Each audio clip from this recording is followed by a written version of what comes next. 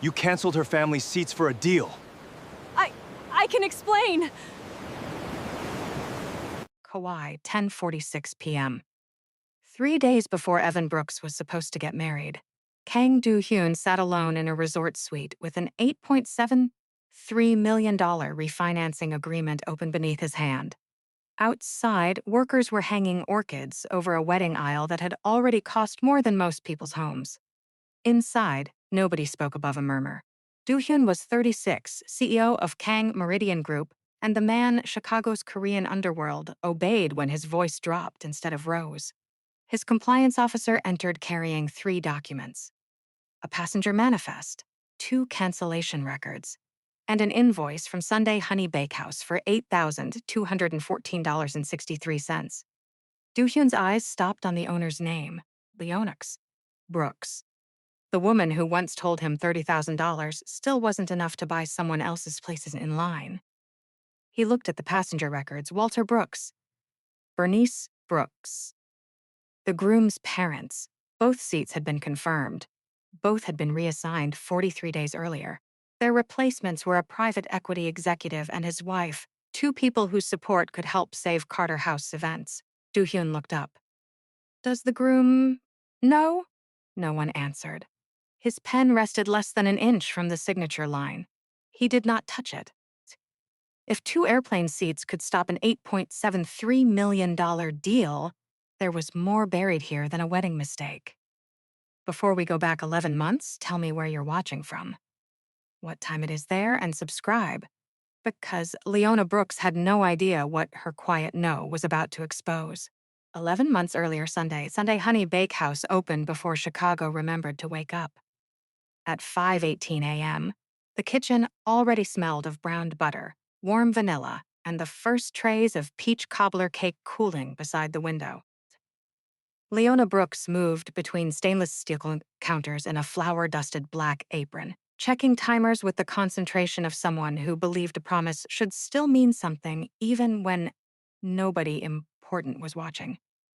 A young baker named Kayla pulled a tray of croissants from the oven and went pale. Half had collapsed. "I'm sorry," Kayla said. "I can glaze them. Maybe nobody notices." Leona picked one up, pressed the center gently, and set it back down. "Make them again." Kayla swallowed. "We lose the batch. We lose more if people stop trusting what comes out of this kitchen." Leona slid the tray toward the scrap rack. Right is cheaper than explaining wrong. No humiliation. No lecture. Just the standard. By 7, the front counter filled with regulars. Mrs. Green collected a lemon cake for her husband's 70th birthday. A school secretary grabbed 2 dozen honey biscuits for a retirement breakfast.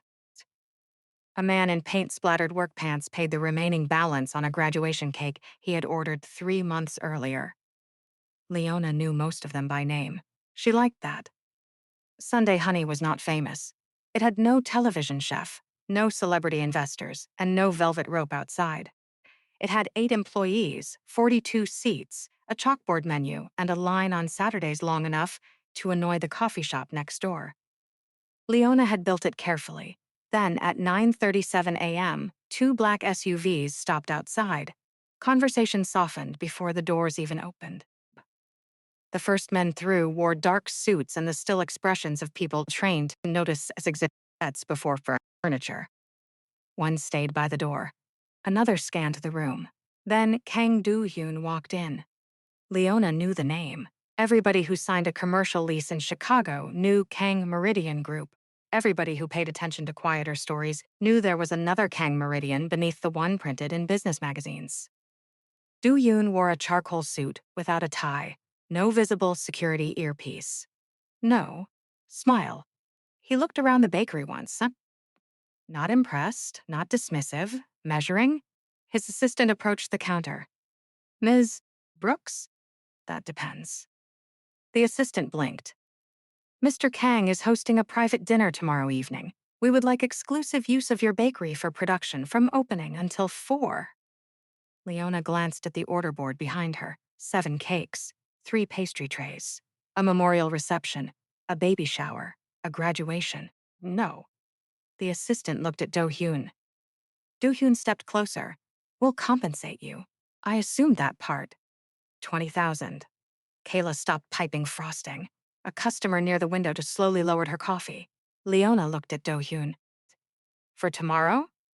Yes. You want me to cancel every order already promised?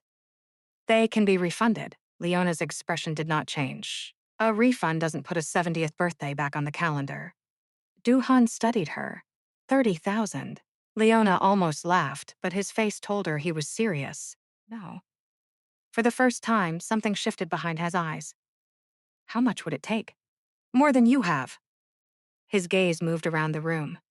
The chalkboard menu, the mismatched mugs, the old brick wall Leona had refused to cover because her father liked it. I seriously doubt that. Then you misunderstood the price. The room went silent. One of Do-hyun's men received a call and stepped near him. Boss. Seok Min used the West Harbor account again. Do-hyun's face hardened by less than an inch. Remove his access. Tonight? Now. The man nodded. Do-hyun returned his attention to Leona as if he had merely changed a dinner reservation. What can you make without breaking your commitments? Leona turned toward the production board. 6 cakes. Maybe 8 if you accept one flavor. 6. What flavor? You choose. No, you're paying. You choose. His mouth moved slightly, not a smile, close enough to make his assistant notice. Peach cobbler. Leona wrote it down. Pick up at 4. I'll send someone. Whoever comes waits in line. Now he did almost smile. I'm beginning to understand. He left 20 minutes later after paying the deposit. The room did not start breathing normally again until the SUVs disappeared. Kayla stared at Leona. Do you know who you just told to wait in line? Yes. And you're not scared? Leona looked at the ruined croissants. I'm more scared of becoming the kind of business that keeps promises only until somebody richer walks in. 5 months later, Do-hyun returned. This time the request was 240 luxury dessert boxes for an investor dinner with 48 hours notice. Leona read the specifications once. No. His assistant closed his eyes. Do-hyun, standing near the espresso machine, folded his hands.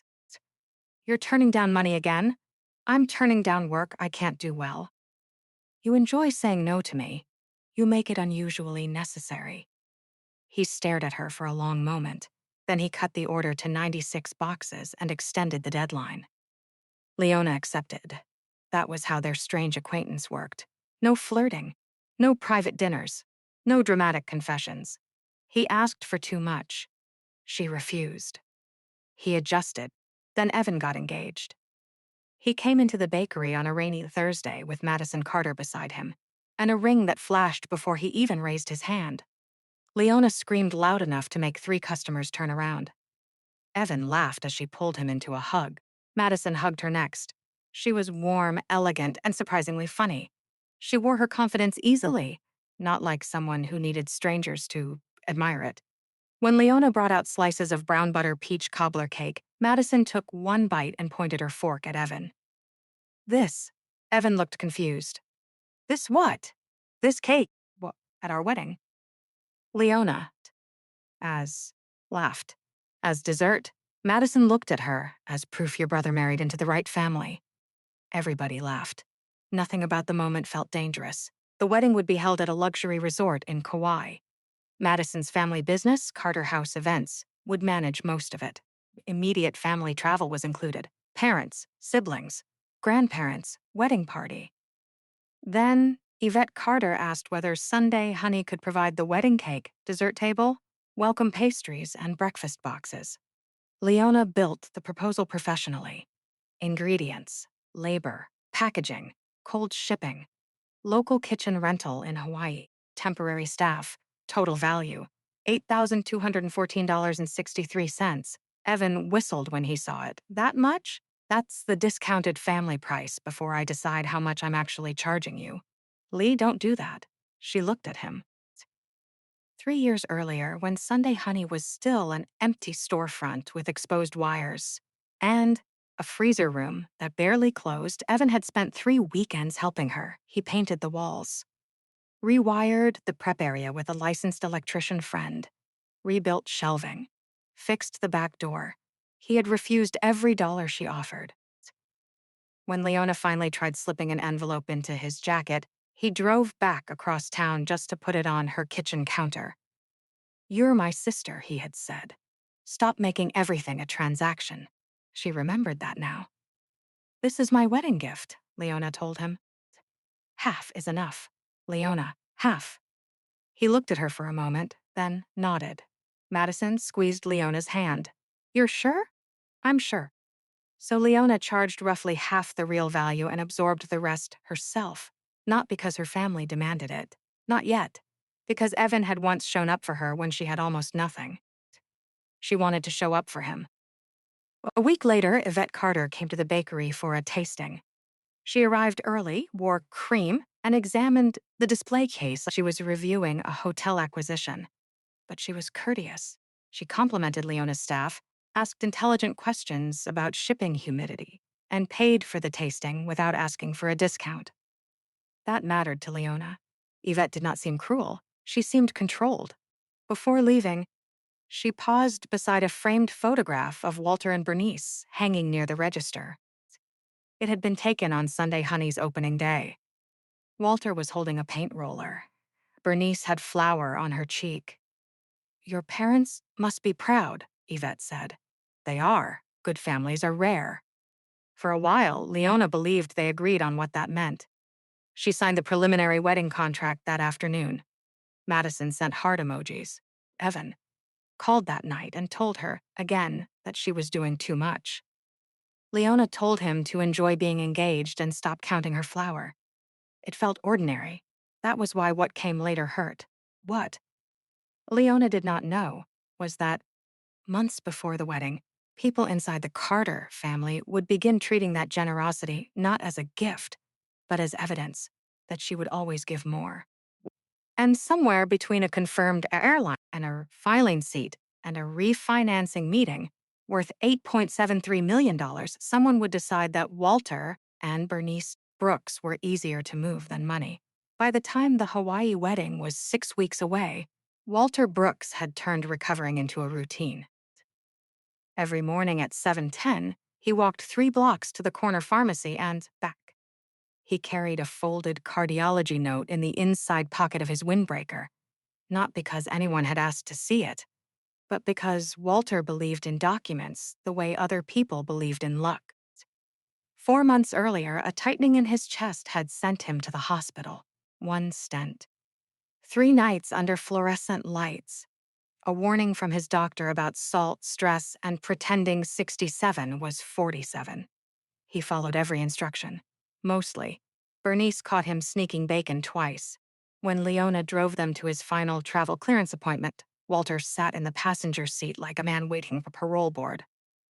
The cardiologist reviewed his numbers, asked about the walking, and finally smiled. "You can fly." Walter exhaled. Bernice clapped once. Leona laughed.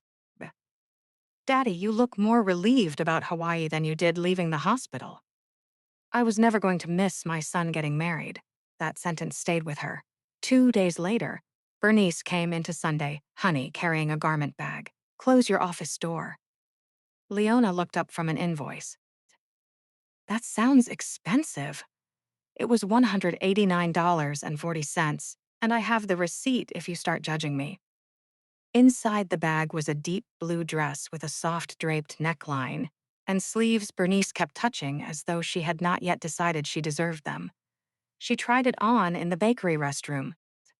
Leona pinned the hem while Bernice stood in front of the mirror near the staff lockers. "Too young?" Bernice asked. Leona looked up. "Mama, you're 65, not dead." Bernice laughed so hard, Leona had to redo 2 pins. For a few minutes, it was only that.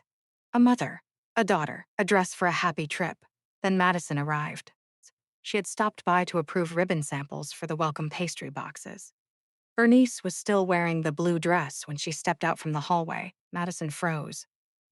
"Oh, no." Bernice's smile disappeared. "What? You cannot wear that." Leona slowly stood. Madison walked forward, eyes wide. "Because Evan is going to cry before you even reach your seat." Bernice slapped her arm. "Girl, don't scare me like that." Madison hugged her. It was easy. Natural. That was the thing Leona would remember later. Madison knew how to love people when loving them cost nothing. 4 months before the wedding, Bernice had given Leona another reason to trust her. It happened on a Saturday afternoon during a tasting. The bakery was crowded. Bernice had come in to bring Leona lunch and stayed to help box cookies. Somewhere between the register and the prep table, her face lost color. Madison noticed first. Mrs. Brooks? Bernice reached for the counter. Madison crossed the room before Leona did. She guided Bernice into a chair, called Leona over, found the blood pressure cuff they kept in the office, and stayed calm while Leona checked her mother. The number was low, not dangerous, but low enough. Madison drove Bernice home herself. She stopped at the pharmacy for electrolyte packets and the medication Bernice had forgotten to refill. Then she sat with her for nearly 2 hours because Walter was still at physical therapy and Leona needed to close the bakery. That evening, Bernice called. "Your brother picked a good woman." Leona had agreed.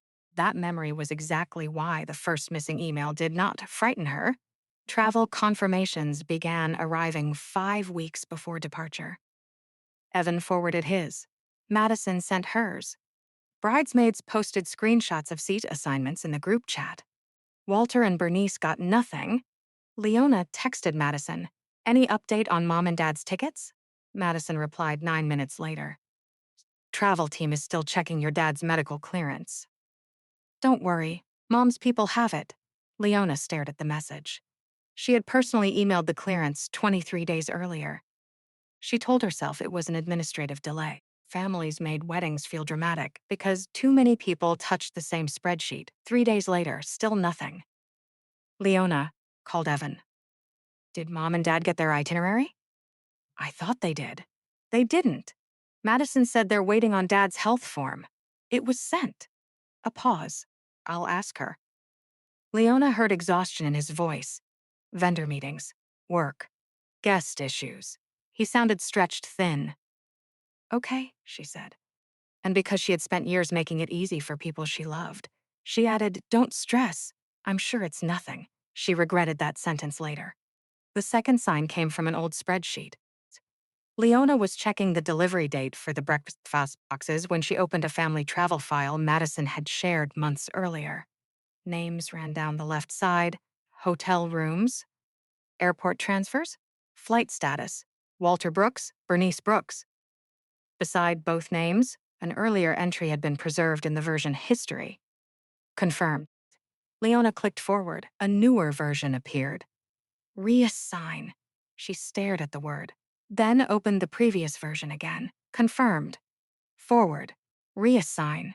She called the travel coordinator. A woman named Michelle answered. "Carter House Travel Desks. This is Leona Brooks. I'm calling about Walter and Bernice Brooks. Their immediate family for the Carter Brooks wedding." Keyboard sounds, then silence. "Ms. Brooks, I've heard I can only discuss reservations with the travelers themselves or an authorized contact. I'm Walter's emergency contact. It's in his medical travel profile." More typing. Michelle's tone changed slightly. "I see that." "Great. Can you tell me when their tickets will be issued?" Another pause. "I can tell you there are no active flight reservations under those names." Leona's hand tightened around the phone. There were. "I'm not able to discuss internal relocations." There it was. Again, that word. "Were their seats canceled?" Michelle hesitated. "The original seats no longer belong to them." "Why?" "I'm sorry, that's all I can confirm." The call ended. Leona stayed at her desk. Outside her office, mixers ran. A timer beeped. Someone laughed near the front counter. Everything sounded normal. She opened the spreadsheet once more. Confirmed. Reassign. Then she called Madison. Madison answered on the fourth ring. "Hey, Lee. I'm walking into a meeting. What happened to my parents' seats?" Silence, not confusion. Silence. Leona felt something inside her settle. "Madison, my mother had to make adjustments." "What adjustments?" 2 additional guests became important to the refinancing. Leona leaned back slowly. "You gave away the groom's parents' seats." "It wasn't like that." What was it like? We thought we could replace them later. When? After the investor meetings settle. Leona looked at her laptop. She had already priced 2 last-minute tickets, $3,782.44. You knew, Madison exhaled. Leona, please don't turn this into something ugly. My mother bought a dress. I know. My father got medical clearance because he was scared he wouldn't be strong enough to go. I know. They're his parents. I know. Then why are we having this conversation? Madison's voice tightened. Because my mother is trying to save a company that employs 38 people. 2 people tied to the refinancing needed to be there. We were going to fix it. By making my parents pay last-minute prices? They're adults, Leona. If going matters that much, somebody can buy 2 tickets. Leona went completely still. No shouting, no tears, just clarity. Understood. She ended the call. Then she opened the wedding production file. She did not cancel a single order. She did not change the cake. She did not touch the deposits. She simply removed every unpaid extra she had added because it was family. No free late-night snack boxes. No complimentary brunch tray. No additional emergency labor. The contract remained exactly what the contract said. Nothing more. That evening, she drove to her parents' house. Walter was watching baseball. Bernice was folding laundry. Leona told them everything. Bernice did not cry. She walked upstairs. Leona followed. Her mother opened the closet and touched the sleeve of the blue dress. For a few seconds, her fingers did not move. Then, she closed the door. Walter stood behind them. We're not buying our way into a room that already decided we don't belong. Bernice looked at him. Their 40th anniversary was the day after the wedding. Leona remembered vanilla cake, white frosting, enough for everybody. What if we stay here, she asked. Walter frowned. Here? 16 people, maybe 20. Church hall, dinner, a cake. Bernice looked at her daughter, not smiling yet. A cake? Leona nodded. 40 years deserves one. For the first time that night, Bernice's face softened. Leona thought the worst part was over. She was wrong. Because 4,000 miles away, Yvette Carter was preparing to ask Kang Do-hyun to save her company. And the first thing he was about to notice was the name of the woman she had just called difficult. Kang Do-hyun arrived in Kauai at 8:17 on Monday morning and removed a man from his organization before breakfast. The meeting took place in a private conference room overlooking the ocean. 3 men stood near the windows. One sat across from Do-hyun with both hands flat on the table. His name was Park Min-suk. For 6 years, Min-sik had managed a West Coast logistics arm tied to Kang Meridian. He had also used one of those companies to move product Do-hyun had explicitly forbidden. No trafficking, no hard drugs, no children. The rules were not negotiable. Do-hyun placed a black keycard on the table. Your access ended at 8:17 this morning. Min-suk swallowed. Boss, let me explain. I didn't ask why. It was one shipment. That is not a defense.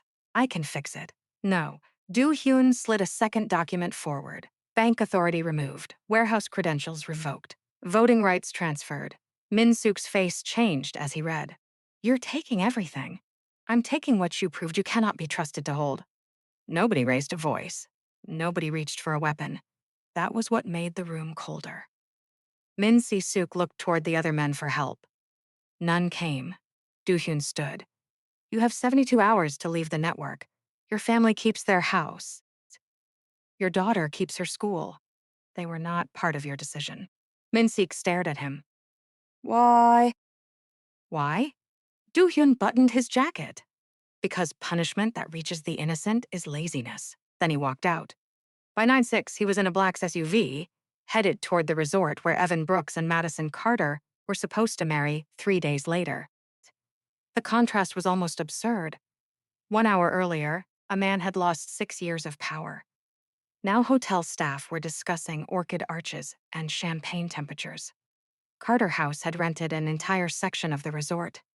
White tents stood near the lawn. Floral teams moved crates through service corridors. Welcome bags waited in neat rows to everything. Everything looked expensive.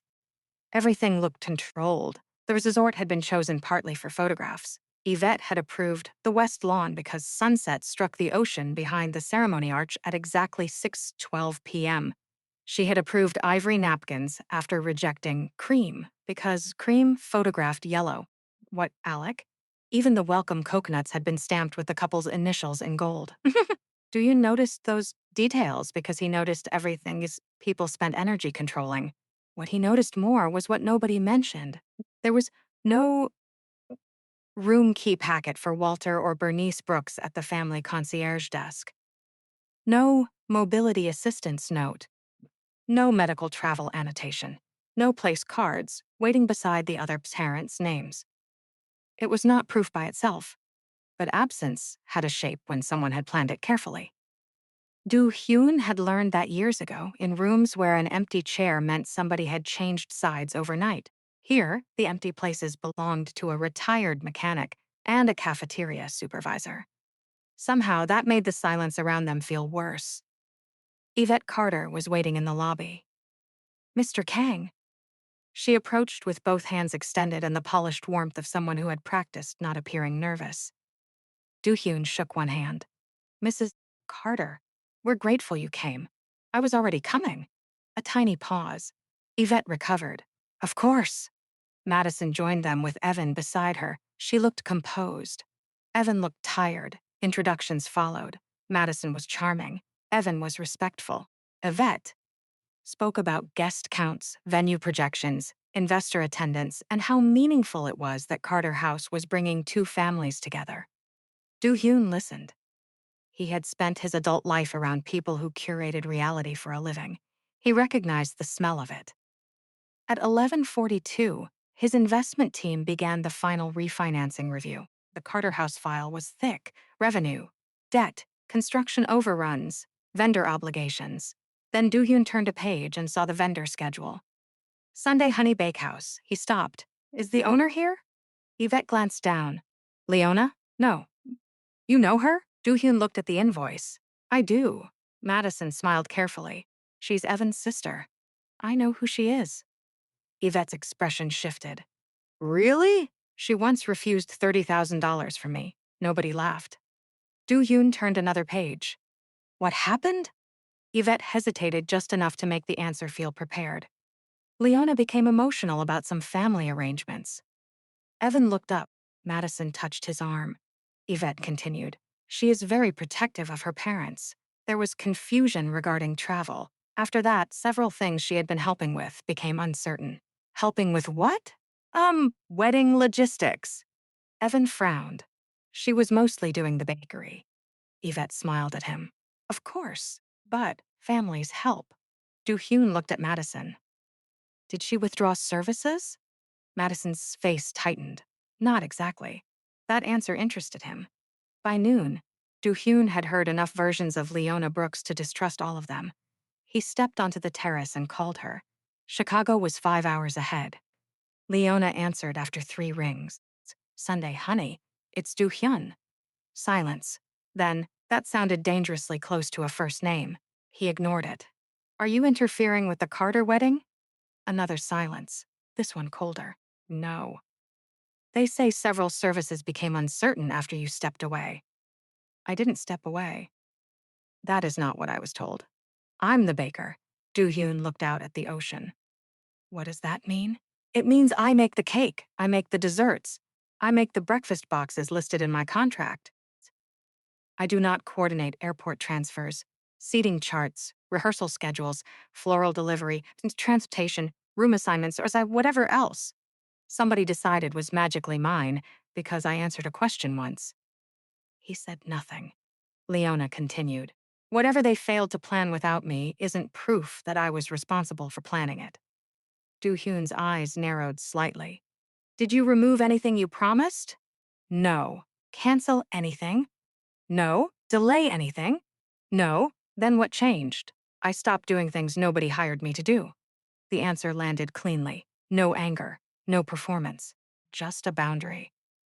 Do-hyun ended the call with less certainty than he had begun it. At 1:14, he told compliance to pull the travel records connected to immediate family. His chief compliance officer, Rachel Kim, raised an eyebrow. For the wedding? For the refinancing. She understood the distinction. If Carter House had used company-funded travel to favor prospective financiers, it belonged in the review. By 3:26, they had the first layer. Walter Brooks, Bernice Brooks. 2 round-trip seats from Chicago to Kauai, originally confirmed, then reassigned. Do-hyun read the approval line, Yvette Carter. Rachel placed another page beside it.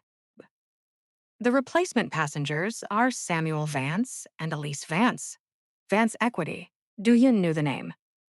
Vance Equity had discussed participating in a secondary debt package if Kang Meridian approved the primary refinancing.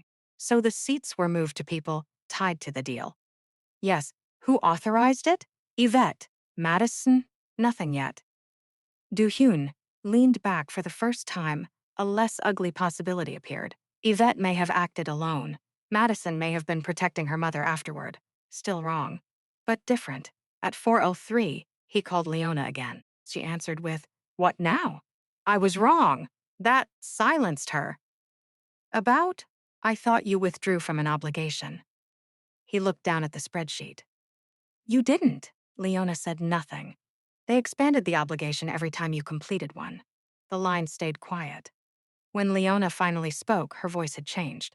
"Most people just call that helping family. Most people benefit from calling it that." Another silence. Not hostile this time. Do-hyun continued. "My compliance team found the original seat records." Leona inhaled slowly. "So I wasn't imagining it." "No, Yvette?" "Yes. Madison?" "We don't know." He could hear movement in the bakery behind her. Metal trays. A mixer, someone asking about frosting. For a moment, the worlds felt absurdly far apart. Then Rachel handed him a note. "Need screenshot from direct conversation." Do-hyun looked at it. "Leona." "Yes, there is a message exchange between you and Madison that may be relevant. You want it?" "I'm asking permission to use it." Silence again. This time longer. "You're asking?" "Yes, you could probably get it without me." "Probably. Then why ask?" "Because it belongs to you." Leona did not answer immediately. When she did, there was something softer underneath the caution. "I'll send it."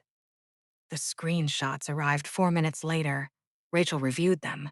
The wording matched Leona's account. "My mother needed 2 additional seats for people important to the refinancing.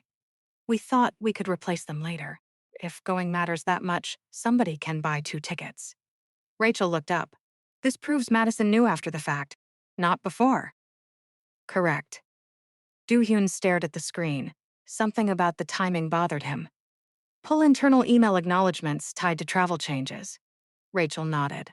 At 6:41 p.m., dinner music started downstairs. Do-hyun did not attend. At 7:08, Yvette sent champagne to his suite. He sent it back unopened. At 7:52, Madison texted Evan from the rehearsal lawn asking where he was. He was in the gym trying to call his sister. Leona did not answer. She was decorating a small vanilla anniversary cake. At 8:19, Rachel knocked once and entered.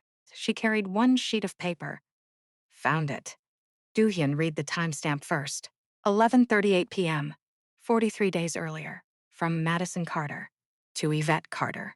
"Mom, I hate this, but if it keeps the refinancing alive, do what you need to do. I'll handle Evan." Do-hyun read it twice. The last 3 words changed everything. "I'll handle Evan." Not tell him, not ask him, handle him.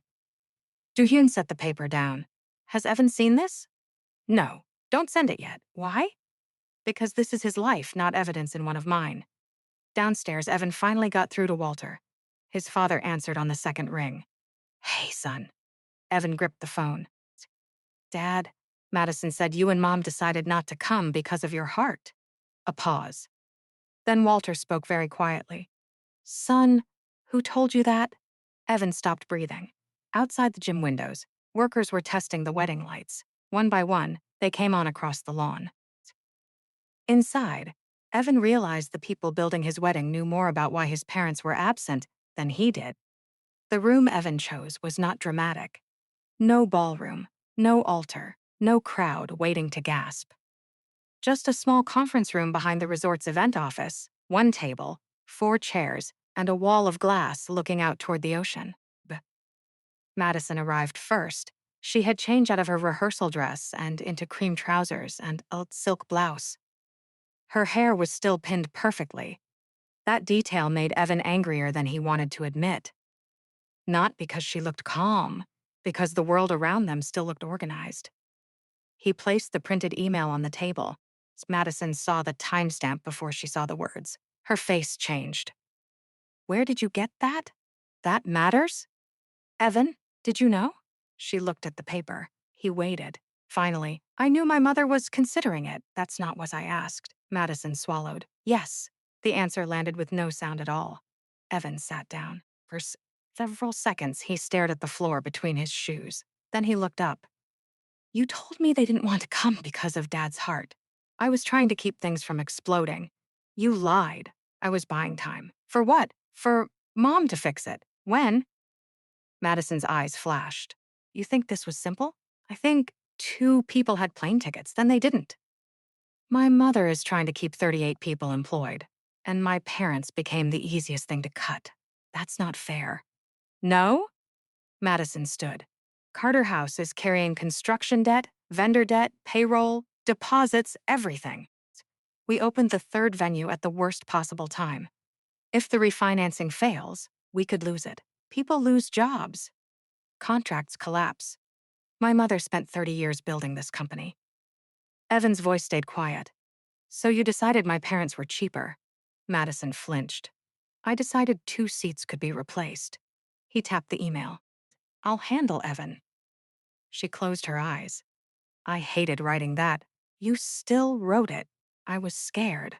So was my father. When he had heart surgery, that stopped her. Evan leaned forward. He did physical therapy twice a day because he wanted to walk into that ceremony without looking weak.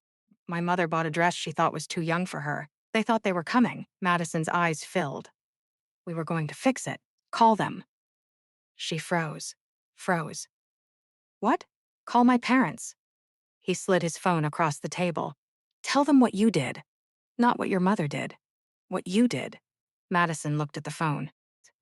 For several seconds, nobody moved. Then she picked it up. Her thumb hovered above Walter's name. She did not press.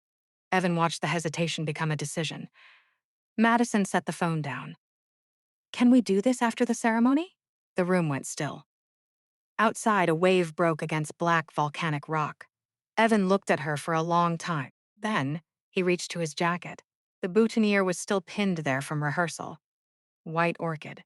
Small gold ribbon. He removed it carefully and placed it beside the phone. Madison's breath caught. Even. He stood. You're ending us over 2 seats? No. His hand rested on the back of the chair. Those seats had names. Her face crumpled. Bin. Please? My mother. A pause. My father. He walked out. Yvette was waiting in the corridor. She had clearly been listening for something, if not to everything. Evan. He kept walking. Evan, stop. We can solve this. He turned. Yvette already had her phone in her hand. I can have a charter ready within 3 hours. Door to door. Your parents can be here tomorrow. Ocean suite. Private car. Medical concierge. Whatever they need. Evan stared at her. You still think this is transportation? Yvette's jaw tightened. This is a wedding. Problems have solutions. No. Events have solutions. He looked toward the closed conference room door. This is a family. Leona was on speakerphone with him 20 minutes later when Yvette called her directly. Leona answered, because she wanted no one later claiming she had refused communication. Yvette did not waste time. I will cover the charter, hotel, clothing, transportation, and any additional costs your parents require. No. Leona, please be reasonable. I am. Then tell me what number makes this right. Silence. Then Leona said, You're still trying to replace what you did with something more expensive. Yvette's voice sharpened. What do you want? Nothing from you. For perhaps the first time in years, Yvette Carter had no useful response. The wedding was canceled at 11:14 that night. Not at the altar, not in front of guests. Evan asked the resort manager to stop ceremony preparation and instructed both families to tell guests only that the wedding would not proceed. No accusations, no public humiliation. Madison stayed in her suite. Evan sat alone on the edge of his bed until Do-hyun knocked. He almost did not open the door. Do-hyun entered without security. Whoa. Evan looked exhausted. What would you do? Do-hyun stood near the window. I'm the wrong man to ask. Why? Because men like me survive by deciding fast. He glanced toward the wedding lawn. Marriage shouldn't be decided like war. Evan rubbed both hands over his face. So what am I supposed to do? I can tell you what happened. Do-hyun's voice stayed level. What it means is yours. That was all. He left. The next morning, Yvette came to Do-hyun's suite at 8:02. The refinancing agreement still lay unsigned. She did not sit. You're killing an $8.73 million deal because of a family disagreement? No. Do-hyun pushed an audit file across the table. Yvette did not touch it. Then why? Customer deposits used to cover operating losses. Her face tightened. Temporary cash management. Undisclosed vendor liabilities. We were restructuring revenue projections based on unsigned event contracts. That is common in hospitality. Not when they are presented as committed revenue. Yvette's shoulders dropped slightly. Do-hyun opened another section. Construction overrun, $2.63 million. Disclosed amount, 1.4. Yvette said nothing. Your numbers lie even when your mouth doesn't. The sentence landed harder than anger would have. Yvette finally sat. What happens to my employees? That question interested him. Not my company, not my venues. My employees. Do-hyun closed the file. Kang Meridian will not refinance Carter House. Yvette looked toward the window, but I will authorize a 90-day payroll-only bridge facility. She turned back. Why? Because 38 employees did not make your decisions. The funds would be administered by an independent trustee. Payroll, insurance, verified vendor obligations. Nothing else, no executive bonuses. No owner distributions, no attempt to preserve the Carter family's equity at the expense of staff. Yvette nodded once. It was not gratitude. It was the expression of someone who had finally reached the edge of what control could buy. Evan boarded the overnight flight to Chicago. He did not tell his parents. He did not tell Leona. The anniversary dinner had grown from 16 people to 23. Neighbors brought folding tables. Bernice's former coworkers brought food. Walter's old transit friends brought too much beer and argued over where to put it. At 6:41 p.m., Bernice was adjusting a tray of cornbread when the church hall door opened. She looked up. Evan stood there holding one duffel bag. No tuxedo, no flowers, no bride. Bernice stopped moving. Walter turned next. Nobody spoke for several seconds. Evan crossed the room slowly. Mom! Bernice's hands folded together. I'm sorry. Her voice was soft. For missing your wedding? Evan shook his head. For letting somebody else explain my parents to me. That was the sentence that broke her. Bernice pulled him into her arms. Walter waited. When Evan finally stepped toward him, Walter held his son's face in both hands. You checked? Evan nodded. Late. Walter pulled him close. Then check earlier next time. Behind them, Leona turned away because she was crying and refused to let anyone make a production of it. On the dessert table sat a cake nobody in Hawaii would ever photograph. 2 simple tiers, vanilla, white frosting, no imported flowers, no gold leaf. Across the front in Leona's handwriting. 40 years, still here. Bernice stared at it. You remembered. Leona smiled. You said vanilla. Walter put one arm around his wife. That's all we needed the first time. They cut the cake together while 23 people clapped too loudly. 4,000 miles away, workers were dismantling a wedding that had cost hundreds of thousands of dollars.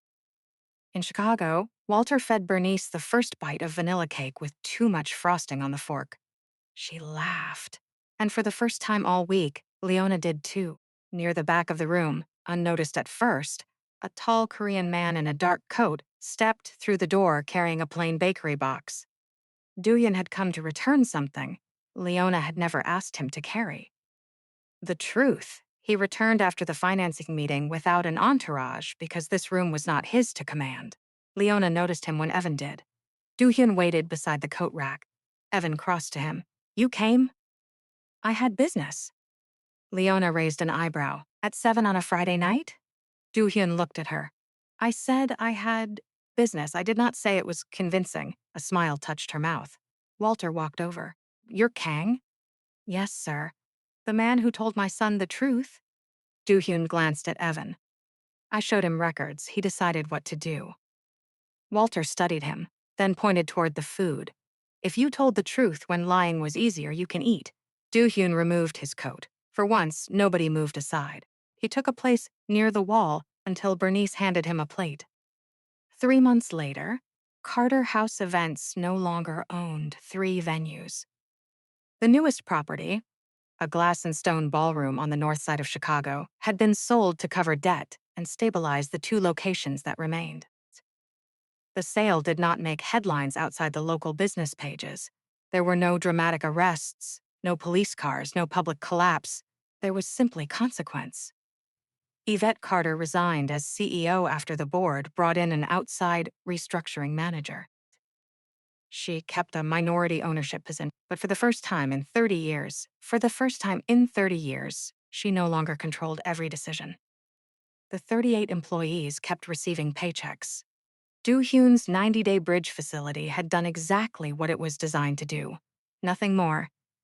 Madison left Carter House a week after her mother stepped down, Alec. For nearly a month, Evan heard nothing from her. Then Bernice received a letter. Not a text, not an email.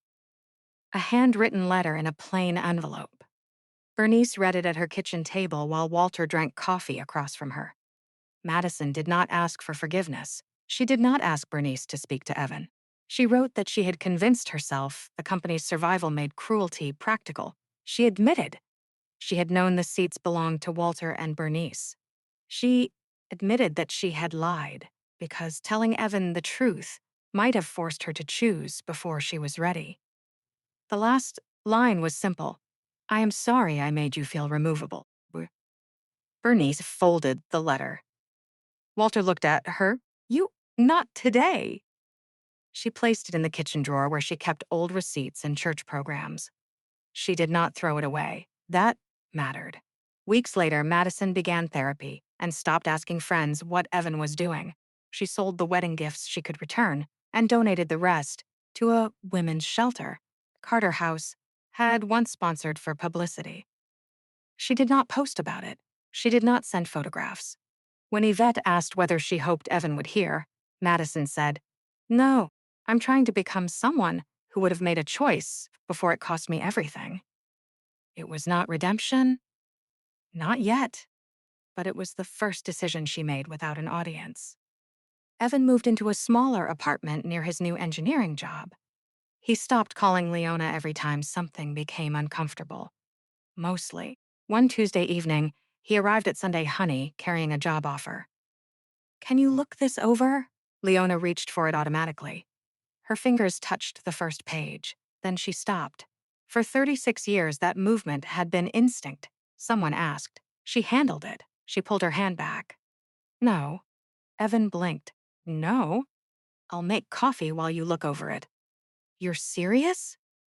Very. He stared at her, then laughed. Okay. Leona made 2 coffees. Evan sat at the corner table and read every line himself. 40 minutes later, he accepted the offer without asking her what she thought. Leona was prouder of that than she expected. Sunday Honey changed too. Not overnight. Not because some billionaire secretly bought half the city and handed her a miracle. The anniversary cake did something simpler. One guest posted a short video of Walter and Bernice cutting the white cake beneath the words 40 years. Still, here, the video traveled. A local morning show reposted it. Then a neighborhood magazine wrote a small piece about the bakery. Orders rose 32% over the next 2 months. Leona hired 1 additional baker and converted the unused storage room behind the kitchen into a teaching space. On the first Monday of every month, she hosted 12 women. Some were home bakers. Some were mothers returning to work. Some were women in their 50s who had spent decades feeding families and had only recently considered that their skill might also become income. Leona taught pricing, food safety, portion costs, how to say no to a custom order that would lose money. That last lesson always made her smile.